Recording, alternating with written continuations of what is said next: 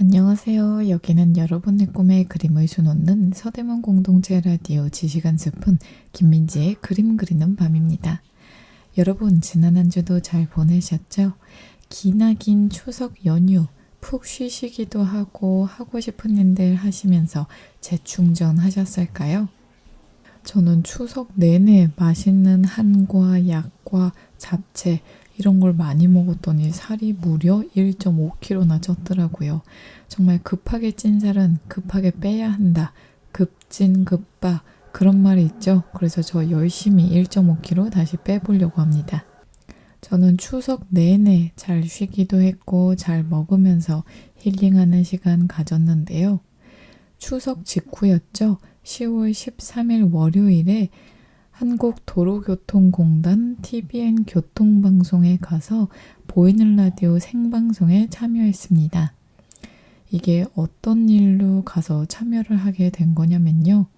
한국도로교통공단 TBN 교통방송이 우리 서대문 공동체 라디오와 방송 협업을 위한 업무 협약을 했기 때문이죠.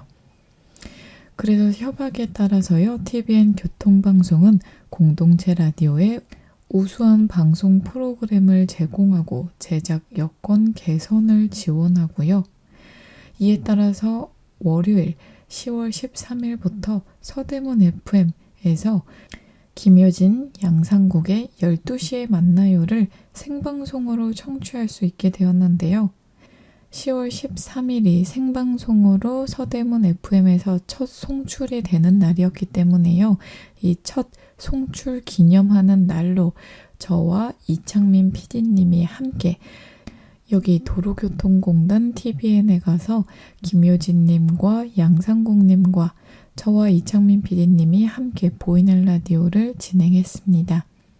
게스트로 참가한 거라서 좀 준비한 내용들보다는 다소 시간이 부족해서 많이 말씀을 나누진 못했는데요. 그래도 서대문 공동체 라디오 홍보도 하고 왔고요. 또 TBN 방송을 경험해서 정말 뜻깊은 시간이었습니다. 매일 오후 12시에서 2시에 진행하는 김효진 양상국의 12시에 만나요에 문자 참여라든지 채팅 참여를 하시면요. 우리 서대문 공동체 라디오도 많이 홍보해 주시고 언급해 주시기로 했으니까요. 시간 되시는 분들은 청취해 보시는 것을 추천드릴게요. 이제 완전한 가을 날씨가 되었는데요. 가을에 환절기에 감기 걸리시지 않도록 건강 유의하시기 바랄게요. 자, 저희는 첫 번째 곡 듣고 그림 이야기 시작해 보도록 할게요. 오늘 들어보실 첫 번째 곡은요. 마룬5의 썬데이 모닝입니다.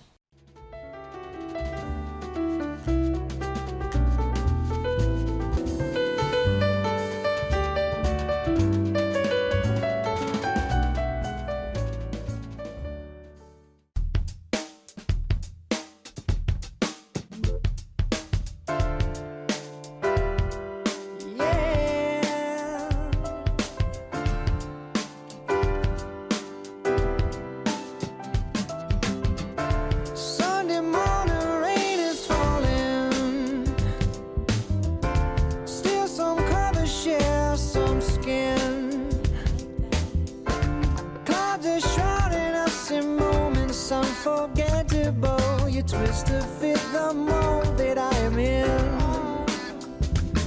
But things just get so crazy, living life gets hard to do.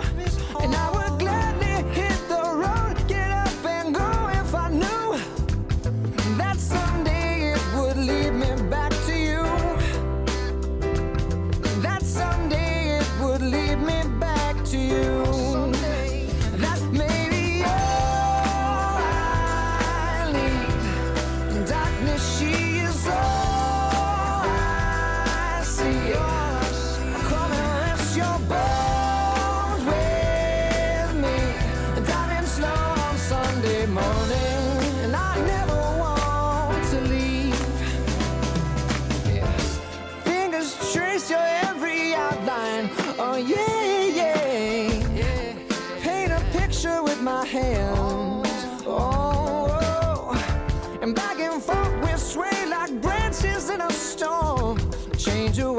still together when it ends. That may be all I need. Darkness, she is all I see. Come and rest your bones with me. Driving slow on Sunday morning, and I never want to leave.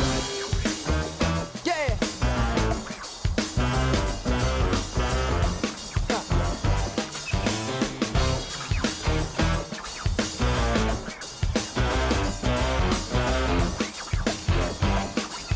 Oh yeah, but things just get so crazy. Living life gets hard to do. Sunday morning rain is falling, and I'm calling out to you, saying someday it will bring me back to you. Yeah, find a way to bring myself back home to you. May not know that maybe all I need. Darkness, she is all I see. Come and rest your bones with me. Driving slow on Sunday morning. Driving slow, yeah, yeah. Ah, yeah, yeah. Ah, yeah, yeah. Ah, yeah, yeah. Ah, yeah, yeah. Ah, yeah, yeah. There's a flower in your hair. I'm a flower in your hair. Oh, yeah, yeah.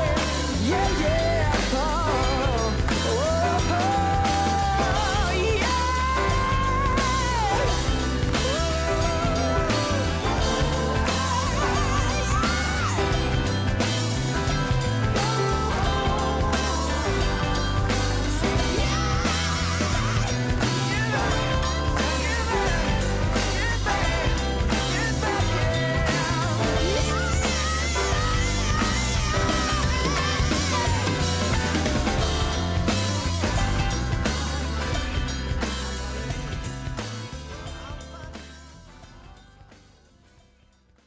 여기는 여러분의 꿈에 그림을 수놓는 서대문 공동체 라디오 지시간 스푼 김민지의 그림 그리는 밤입니다. 오늘 들어보신 첫 번째 곡은요. 마룬5의 썬데이 모닝이었습니다. 오늘 준비한 그림 이야기의 주인공은 과연 누구일까요?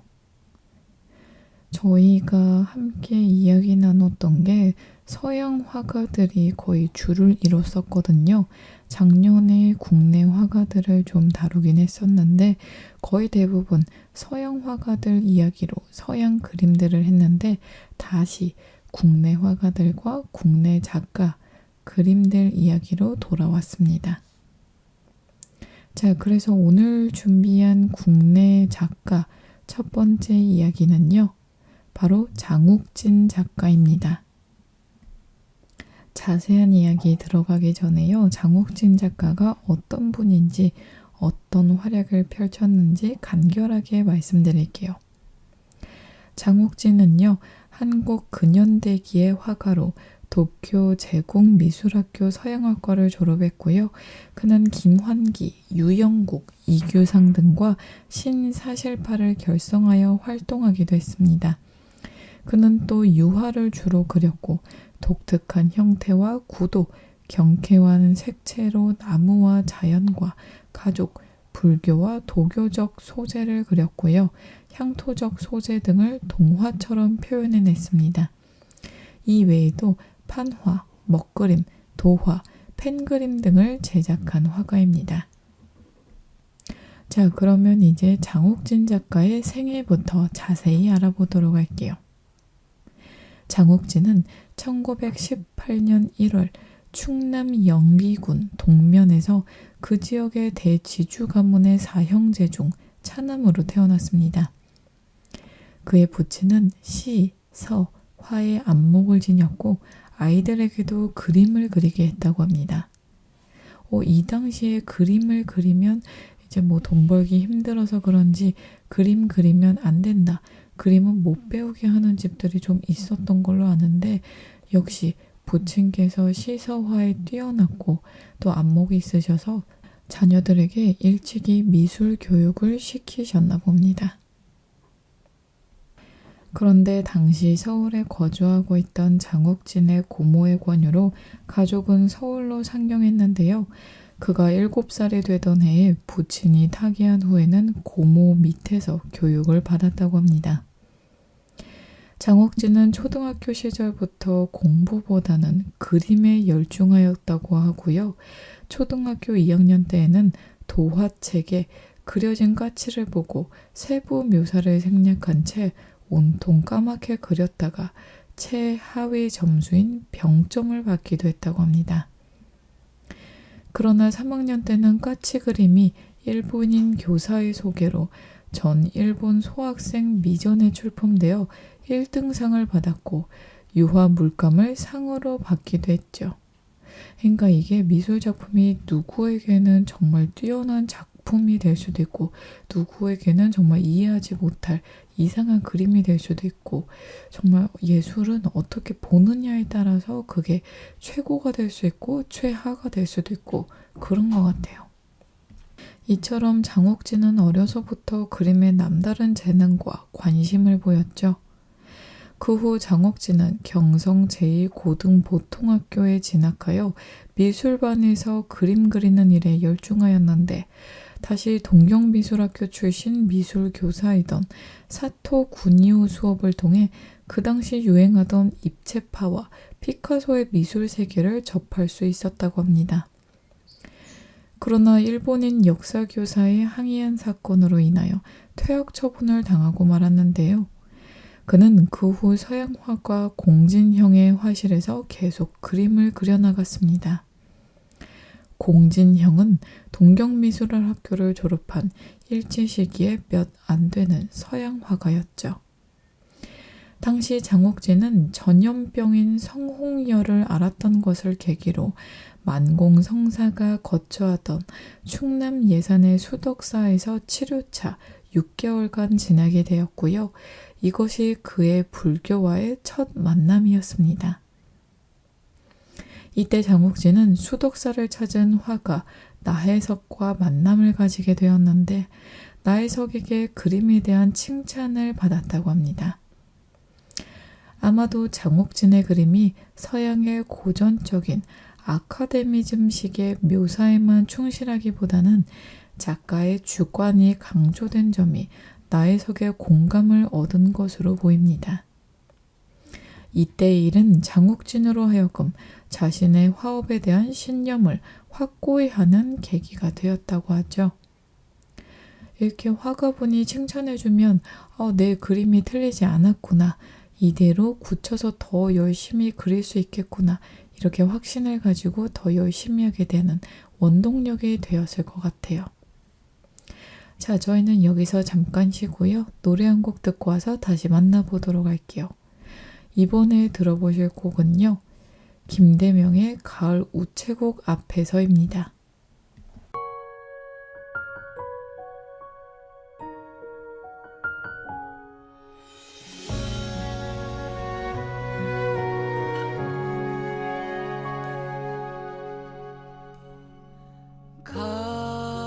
가을 우체국 앞에서 그대를 기다리다 노란 은행잎들이 바람에 날려가고 지나는 사람들 같이 저 멀리 가는 것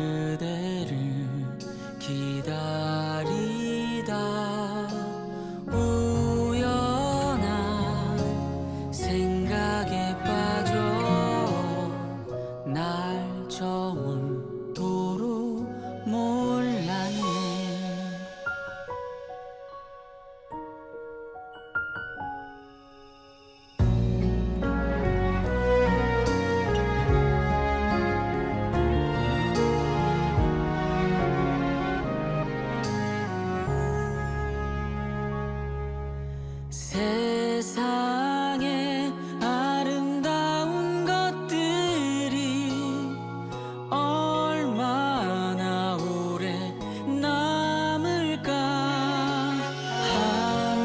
한여름 소나기 쏟아져도 굳세게 버틴 꽃들과 지난 겨울 눈보라에도 우뚝 서 있는 나무들같이 하늘 아래 모든 것이 저 홀로 설 수 있을까.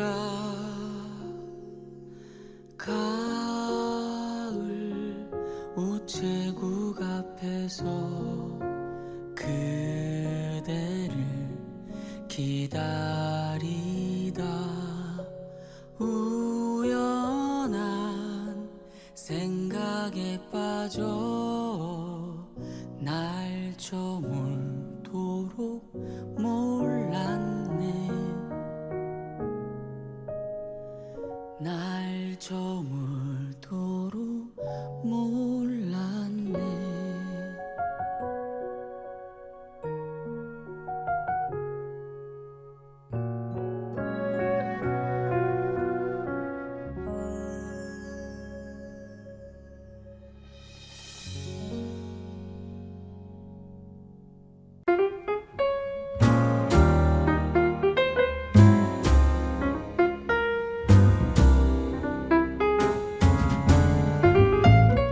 허전한 마음에 지식 한 스푼.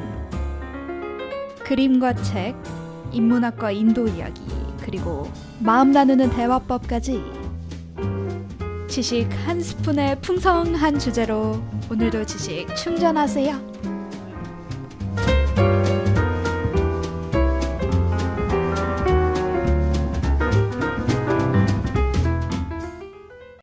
여기는 여러분의 꿈에 그림을 수놓는 서대문 공동체 라디오 지식 한 스푼 김민지의 그림 그리는 밤입니다. 방금 듣고 오신 곡은 김대명의 가을 우체국 앞에서였습니다. 자, 다시 장욱진의 생애 이야기로 돌아가 보도록 할게요. 장욱진은 1936년에 20살의 나이로 양정고등보통학교 3학년에 편입했죠. 그리고 4학년 때에는 조선일보 사가 주최한 제2회 전조선 학생미술전람회에 작품 공기놀이를 출품하여 최고상을 받았습니다. 작품 공기놀이는 그의 서울 내수동 집의 풍경을 그린 것으로 가족의 시중을 들던 여인의 모습을 그렸는데요.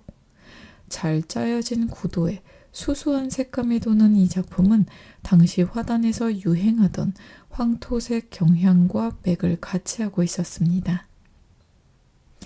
또한 인물의 세부적인 묘사를 생략하였음에도 인체의 중심을 잡는 그 기본 골격이 매우 탄탄한 그림인데 이때 받은 최고상과 100원의 상금을 계기로 장욱진은 집안의 반대를 받지 않고 그림에 전념할 수 있었다고 합니다. 그 후 양정고보를 졸업한 후 1939년 4월에 장욱진은 일본 동경의 제국미술학교 서양화과에 입학하였고 1943년 9월에 졸업했습니다. 장욱진은 김환기, 유영국, 이중석 등과 마찬가지로 본격적으로 서구식 미학 개념으로서의 화가가 되기 위해 일본으로 유학을 떠났습니다. 이들이 유학하던 당시 일본의 상황은 중일 전쟁을 필두로 태평양 전쟁을 일으키는 전시체제의 기간이었는데요. 전쟁으로 인해 당시의 일본은 국수적인 성격이 사회 분위기를 지배하고 있었음은 물론입니다. 이와 같은 전체주의적 상황 속에서 장욱진의 유학 생활을 파악하는 것이 그의 초기 작품 세계를 이해하는 데 필수적인 요소인데요. 서양 화가나 동양 화가나 그 어떤 화가든 정말 그 당시 세계, 이렇게 시대 배경과 어떤 이런 흐름에 살았는지가 작품에 있어서 굉장히 큰 이해를 할 수 있는 도움을 주는 그런 단서가 되는 것 같아요. 유학 시절 장옥진은 고향에 대한 소재와 주제를 많이 그렸죠. 그 때문인지 장옥진은 주위로부터 그림의 일본풍이 안 보인다고 그의 작품을 싫어하는 이야기를 듣기도 했고 그림을 제멋대로 그린다는 지적을 받기도 했다고 합니다. 이것은 그가 유학 시절부터 나름대로의 독자적인 조형 세계를 만들어가고 있음을 보여주는 대목인데요. 유족들의 회상에 따르면 그는 이미 양정고보 재학 시절에 연습한 그림의 양이 상당했었다고 합니다. 그렇기에 장옥진은 유학 전 이미 제현적인 조형 방식의 수련을 쌓았고 이는 유학 초기부터 나름대로의 독자성을 확보하는 단초가 되었던 것으로 보여집니다. 작품 소녀도 그와 같은 정황에서 그려진 작품으로 볼 수 있겠는데요. 유족에 의하면 작품의 인물상은 그의 고향에 있던 산지기의 딸을 모델로 한 것이라고 합니다. 이 그림에서는요, 화면 어디에서도 일본풍 혹은 당시 일본 화단에 성행하던 화풍의 흔적이 보이지 않습니다. 오히려 인물의 표현적인 형상과 전체의 구도와 색채는 마치 서구의 르네상스 시대의 로마네스크 양식을 보는 듯하죠. 여기서 추측컨대 장옥진은 유학 시절 당시 화단의 움직임이나 학교에서의 교육으로 인한 영향보다는 책과 같은 간접적인 매체를 통해 유럽의 현대 미술뿐만 아니라 로마네스크, 비잔틴을 비롯한 중세 미술과 이집트나 중동의 고대 미술, 멕시코 민속 미술, 혹은 아프리카의 원시 미술 등과 같이 보다 민족적이고 토속적인 기원과 고유의 정체성이 뚜렷한 미술품들에 더욱 관심을 가진 것으로 보여집니다. 제국미술학교를 졸업하고 귀국한 후 얼마 안 되어 장옥진은 해방을 맞았습니다. 해방 후 1945년 가을 그는 국립박물관 진열과에 취직하여 도안과 제도 일을 맡았으나 1947년에 사직하고 말았죠. 하지만 이때의 박물관에서 얻은 전통미술과의 만남은 작가의 화풍에 영향을 주어 전통미술과 관련한 도상들이 이후의 작품에서 반복적으로 등장하기 시작했습니다. 자, 더 자세한 이야기는 저희 노래 듣고 와서 다시 이야기 나눠보도록 하겠습니다. 이번에 들어보실 곡은요, 먼데이 키즈의 가을 안부입니다.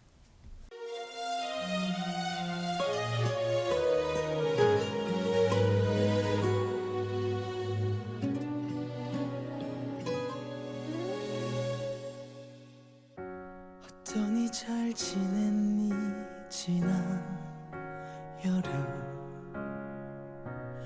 유난히도 힘에 겹더라 오랜 새벽녘엔 제법 쌀쌀한 바람이 어느덧 네가 좋아하던 그 가을이 와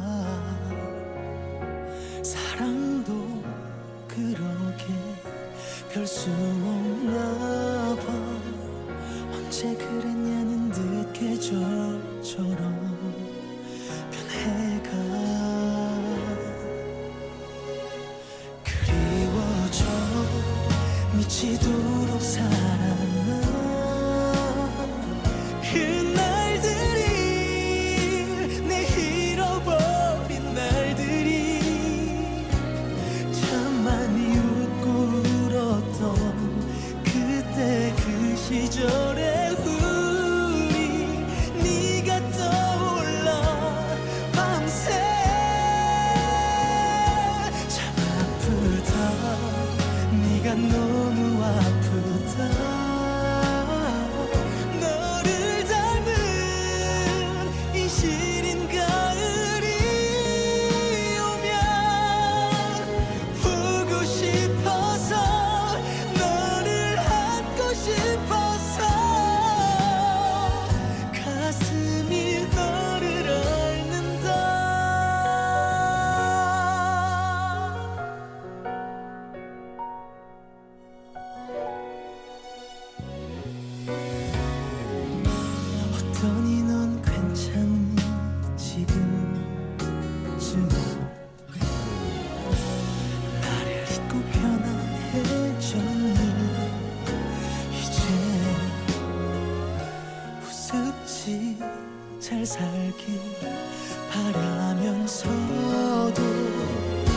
항상 날 잊었을 널 떠올리며 서글퍼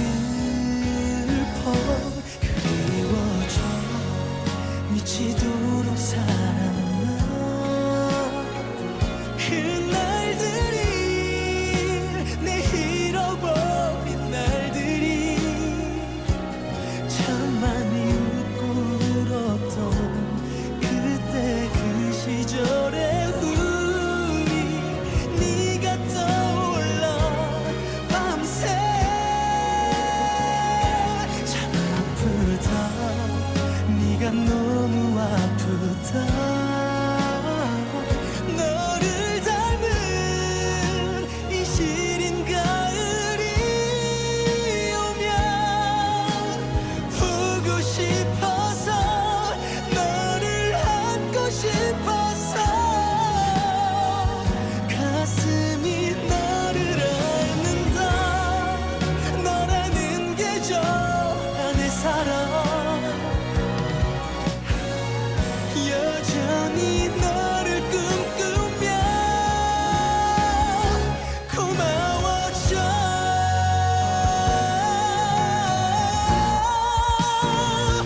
그날들이 내 지나버린 날들이 추억은 짐이 아니라 살게 하는 힘이란 걸 가르쳐준 너니까 설렌다 아프도록 설렌다 너를 닮은 눈부신 가을이 오면 네가 떠올라 그리움이 차올라 눈물로 너를 앓는다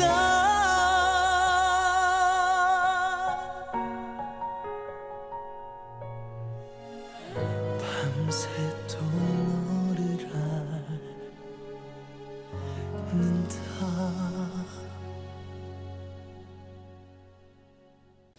여기는 여러분의 꿈에 그림을 수놓는 서대문 공동체 라디오 지시간 스푼 김민지의 그림 그리는 밤입니다. 방금 듣고 오신 곡은 먼데이 키즈의 가을 안부였습니다. 자, 장옥진 작가의 생애에 대해서 더 이야기 나눠보도록 할게요. 장옥진은 1947년에 김환기, 백영수, 유영국, 이중석 등과 함께 신사실파를 결성하기도 했습니다. 신사실파는요, 조형적으로 아카데미즘을 거부하고 전통적인 요소의 현대적 번안을 연구한 모더니스트들의 모임입니다. 또한 그들은 당시의 이념적 대립이 극심하던 상황에 휩쓸리지 않고 작품에 열중하자는 취지를 지녔습니다.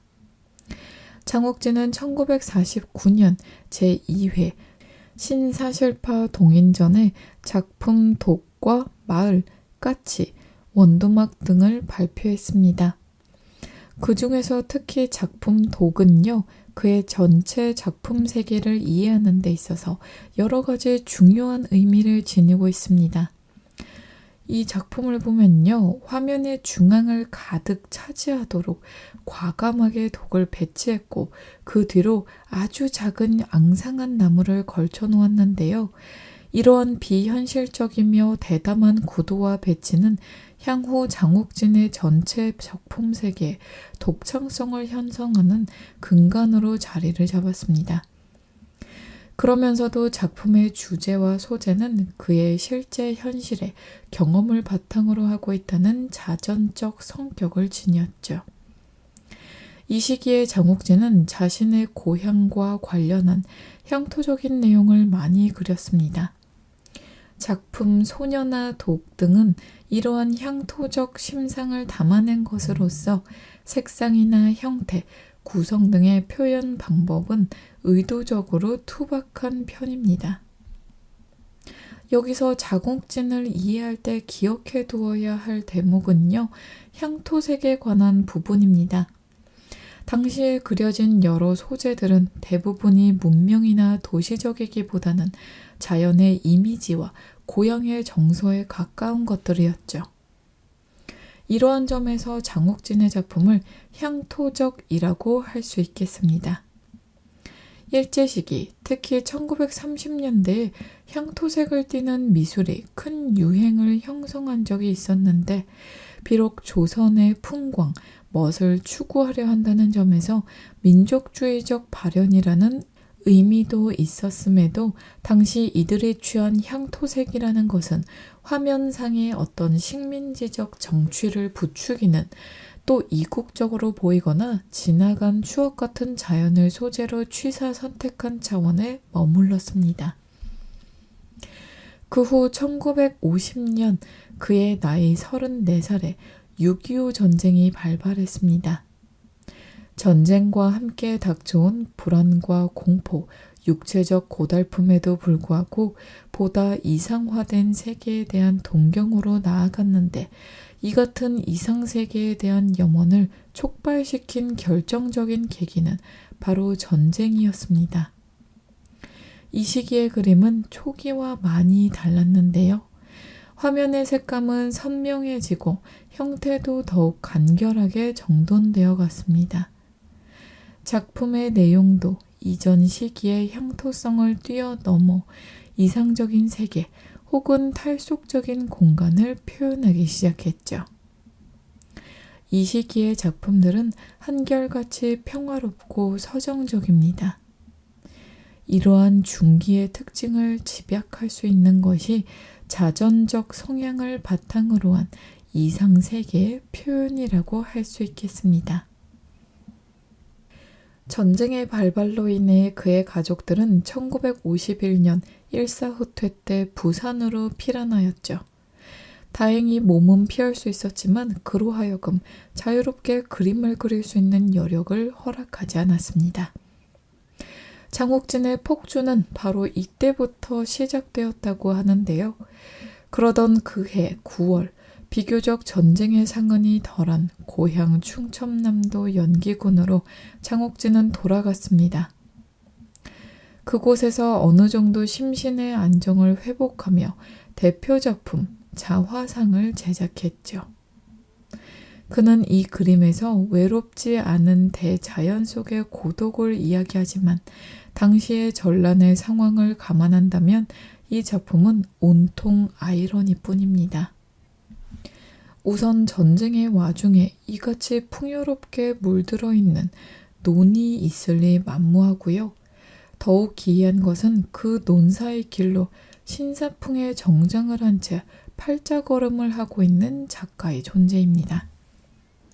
장욱진 부인의 말처럼 전쟁의 혼란 중에서 화가 자신의 꿈꾸는 삶을 그린 것이며 화면상의 풍성한 황금 물결, 공중의 새, 길의 강아지는 고향에 실제로 있던 광경이 아니라 가공된 상상의 장면이었습니다.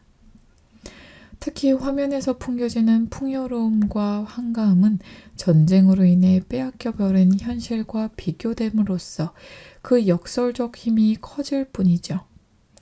이 시기부터 장욱진의 태도는 현실 상태에 대한 반작용을 이상적 상태라는 역설적 방향으로 펼쳐가게 되었습니다. 자, 어떤 방향으로 나아갔는지 저희는 노래 한 곡 듣고 와서 다시 이야기 나눠보도록 하겠습니다. 이번에 들어보실 곡은요. 볼빨간 사춘기의 우주를 줄게입니다. 커피를 너무 많이 마셨나 봐요. 심장이 막 두근대고 잠은 잘 수가 없어요. 한참 뒤에 별빛이 내리면 난 다시 잠들 순 없겠죠. 지나간 새벽을 다 세면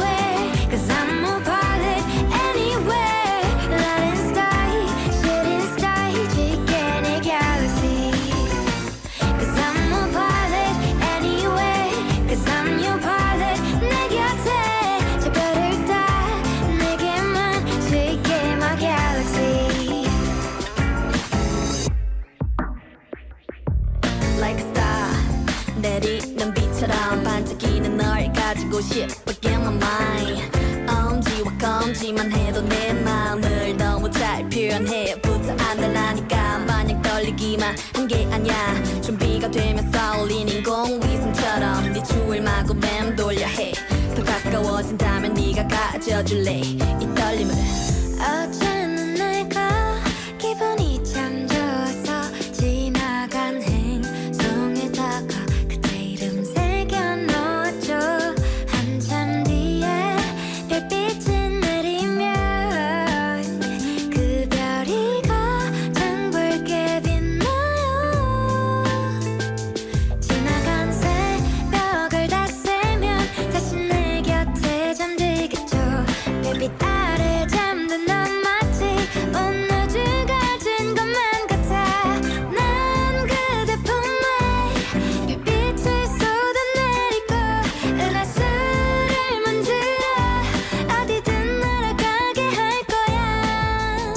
Cause I'm a pilot anywhere. Cause I'm a pilot anywhere. Light and sky, shooting star, 지게 내 galaxy. Cause I'm a pilot anywhere. Cause I'm your pilot. 내 곁에 저 별을 다 내게만 지게 my galaxy. I'm a pilot anywhere. Cause I'm a pilot anywhere. Light and sky, shooting star, 지게 내 galaxy. Cause I'm a pilot. I'm your pilot. Light and sky, shooting star, 지게 my galaxy. Lie, lie, lie, lie, lie, lie. Lie, lie, lie, lie, lie, lie.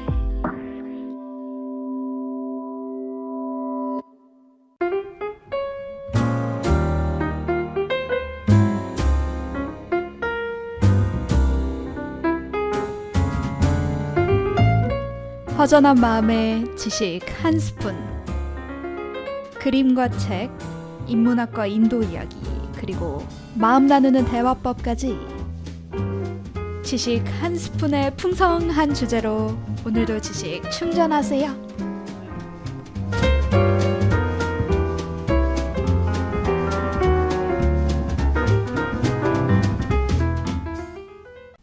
여기는 여러분의 꿈에 그림을 수놓는 서대문 공동체 라디오 지식 한 스푼 김민지의 그림 그리는 밤입니다.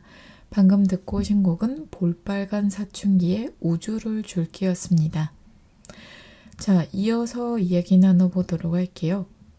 6.25 전쟁이 끝난 후 1954년에 서울대학교 미술대학 교수로 취임하지만 재직 6년 만인 1960년에 교수직을 사임하고 말았습니다.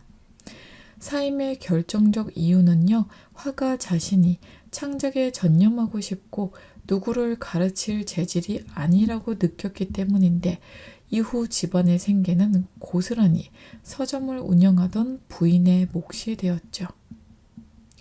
학교를 사직한 후 1963년 47살에 지금의 경기도 남양주시에 속하는 덕소에 화실을 마련하고 그곳에서 장장 12년 동안 작업을 지속했습니다.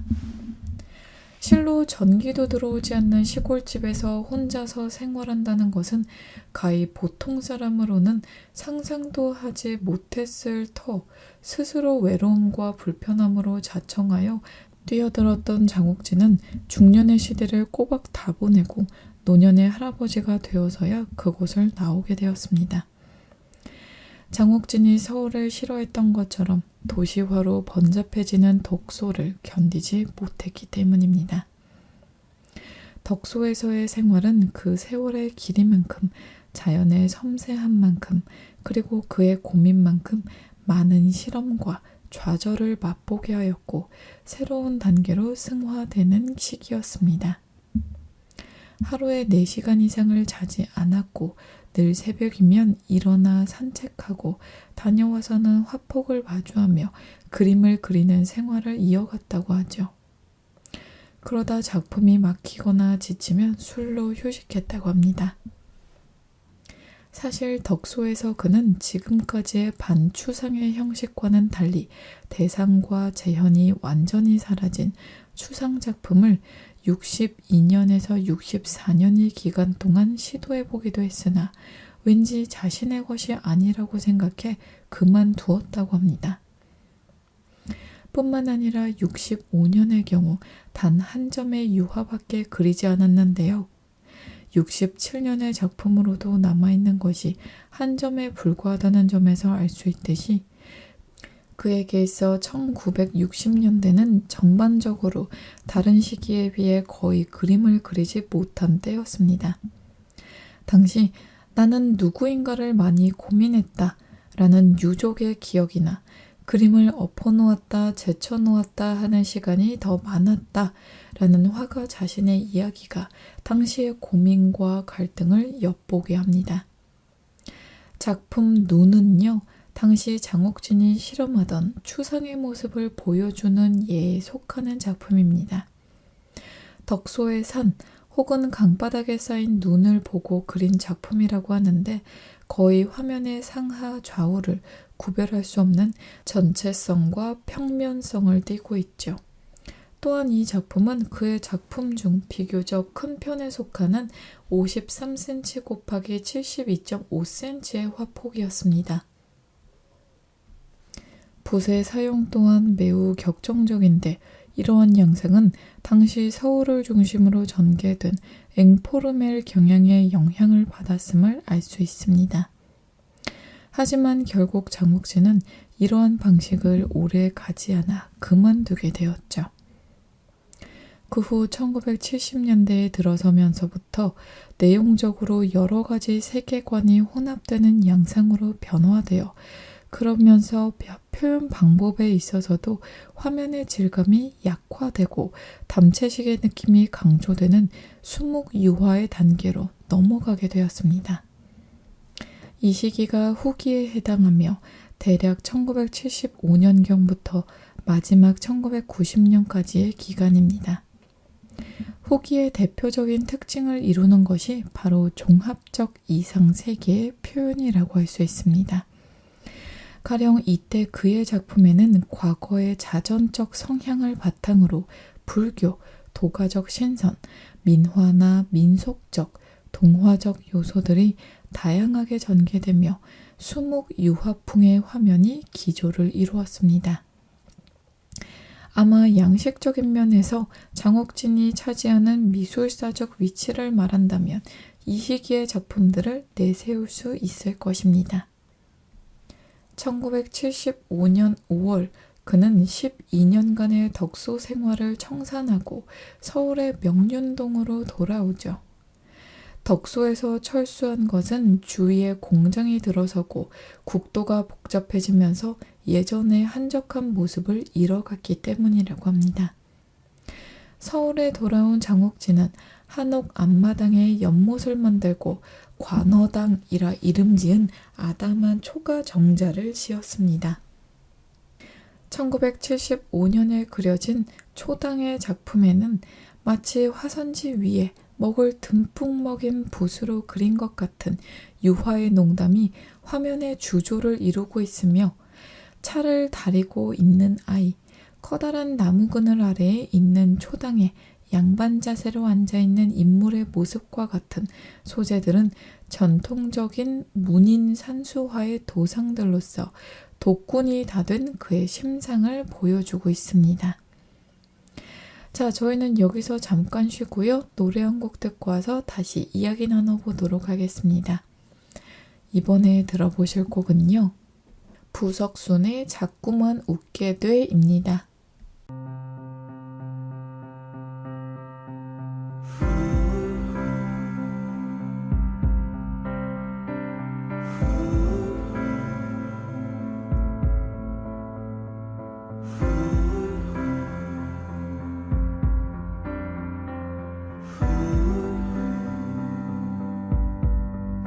두근대는 맘을 따라 너에게 가는 나의 발걸음은 마치 구름 위를 나르는 듯해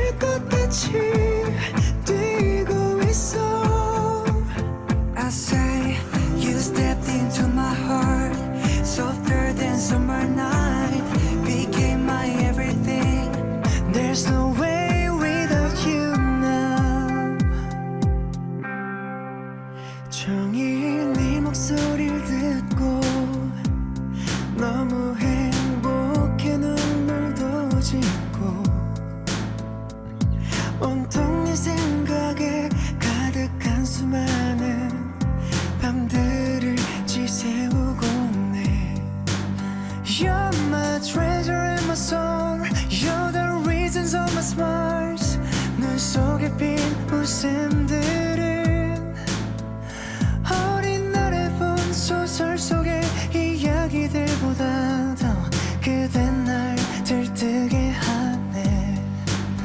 Wherever you go, whatever you do, 널 알아볼 수 있을 것 같아. 멈추지 않는 내 심장이 죽을 것 같이 뛰고 있어. I say you stepped into my heart, softer than summer night, became my everything. And now I know you're a piece of my heart. You take my hands, take my whole life. Do you see the flowers in my eyes? I'll tell you now, I know there's no way without you now.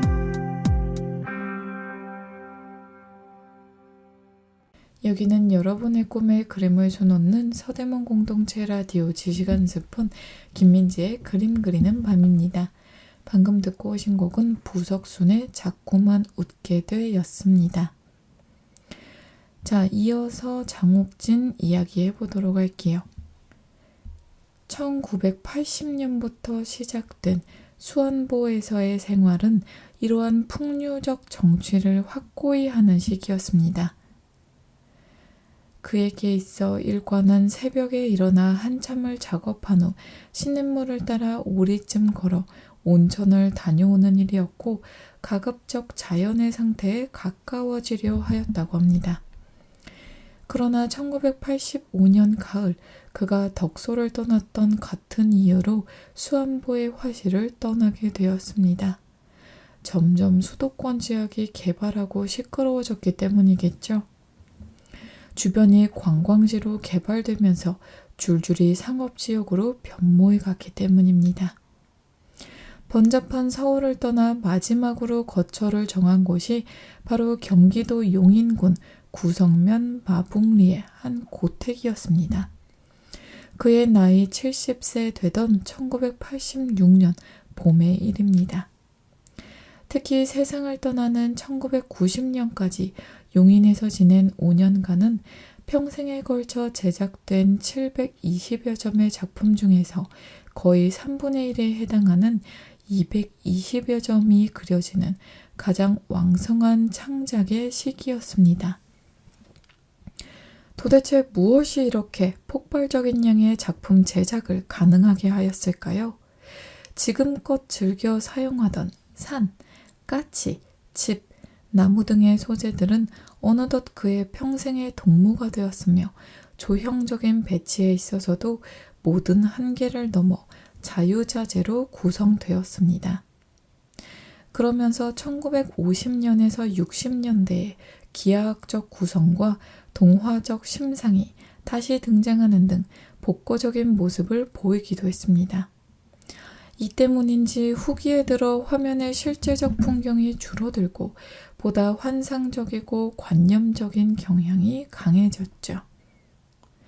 가령 작품 나무에 구현된 공간은 도저히 현실적인 풍경이라고는 생각되지 않는데요. 기하학적인 단순한 구성을 바탕으로 중앙에 둥근 나무를 중심으로 주변에 배치되어 있는 소재들은 마치 하나의 문양으로서 사용되고 있을 뿐입니다. 경험에서 추출된 소재들이 반복되어 사용됨으로써 작품에 따라 하나의 문양과 같은 역할을 하기도 했으며 관념적 풍경화를 구성하기도 했습니다. 이러한 관념성은 후기 작품 세계에 중요한 경향을 이루고 있습니다. 그 후 1990년 12월 27일 선종 전까지 장옥진은 평생 돈 버는 일에 관심을 갖지 않았습니다. 그림을 그려도 팔기보다는 간절히 원하는 이에게 아무 대가 없이 줘버리고 말았던 그의 성품이나 나이를 먹어가기보다는 뱉어간다는 삶의 철학을 기억할 때 장옥진은 진작부터 이상세계에서 살고 있었는지도 모르겠습니다. 이런 점에서 그림으로 장신이 동경하던 이상향을 만들어가는 작품 제작 방법과는 반대로 그는 이미 마음에 도래한 이상향을 그림으로서 펼쳐 내보이는 방식으로 작품에 임했는지도 모르겠습니다. 이렇게 살펴본 바와 같이 장옥진의 삶을 바탕으로 한 주제와 조형적인 독자성은 평생을 거쳐 그 작품의 근간이 되었습니다. 이 점에서 장옥진의 전체 작품 세계를 이해하고자 할 때 가장 먼저 거론할 수 있는 것이 바로 자전적이며 관념적인 성격입니다. 머리로 이해하거나 만들어낸 어떤 개념이 아니라 스스로 직접 경험하고 느낀 정서를 바탕으로 하면서도 본인의 현실과 무관한 대상들을 기꺼이 화면에 도입해낸 것입니다. 옛것을 다시 들추어내기보다는 서구의 새로운 사조에 빨리 적응하여 그들의 흐름에 동참하는 것이 한국의 미술을 세계화하는 지름길이라고 믿었던 시대의 흐름 속에서 펼쳐진 장옥진의 동화적이고 이상적인 세계는 더욱 값지게 빛이 납니다. 또한 보통 300호, 400호의 거대한 작품과 영웅적인 태도를 가진 그림들이 대접을 받던 한 시대 속에서 장옥진의 작고 예쁜 그림들은 그 진가를 더욱 발휘할 수 있을 것이라고 미루어 짐작해 봅니다. 자, 오늘 이렇게 국내 작가 장옥진에 대해서 알아보는 시간 가졌는데요. 이렇게 동화적이고 서사적인 작품을 그렸던 작가를 알아보니 또 이렇게 마음 따뜻해지고 풍요로워지는 시간이 되었는데요. 여러분들도 유익하고 재미있는 시간 되셨을까요? 저는 다음 주에도 알차고 재미있는 그림 이야기로 여러분들 찾아뵙도록 하겠습니다. 지금까지 서대문 공동체 라디오 지식 한 스푼 그림 그리는 반음을 진행한 아나운서 김민지였습니다.